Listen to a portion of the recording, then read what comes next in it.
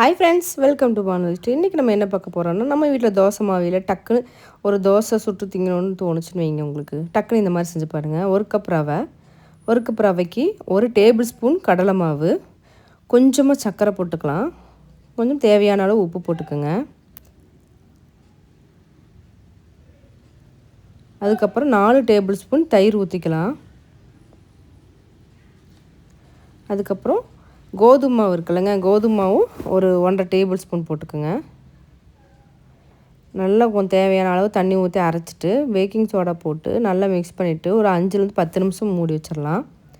அதுக்கப்புறம் தோசை ஊற்றி பாருங்கள், ரொம்ப டேஸ்ட்டாகவும் சூப்பராகவும் இருக்கும். இது கோதுமை மாவு டேஸ்ட்டும் வராது, ஆனால் நல்லாயிருக்கு. நீங்கள் கண்டிப்பாக ட்ரை பண்ணி பாருங்கள். டக்குன்னு நம்ம வீட்டில் தோசை இல்லை, தோசை தான் கேட்குறாங்க, தோசை மாவு இல்லை அப்படின்னா, தோசை கேட்குறாங்க அப்படின்னா இந்த மாதிரி செஞ்சு சாப்பிட்லாம். ரொம்ப நல்லாயிருக்கு, ஈஸியாகவும் இருக்குது. அதுக்கு மேலே நீங்கள் ஆயிலுக்கு பதில் பட்டர் போட்டிங்கன்னா இன்னும் சூப்பராக இருக்கும். கண்டிப்பாக ட்ரை பண்ணி பாருங்கள். இந்த வீடியோ உங்களுக்கு பிடிச்சிருந்தா லைக் பண்ணுங்கள், ஷேர் பண்ணுங்கள், மறக்காமல் சப்ஸ்கிரைப் பண்ணுங்கள்.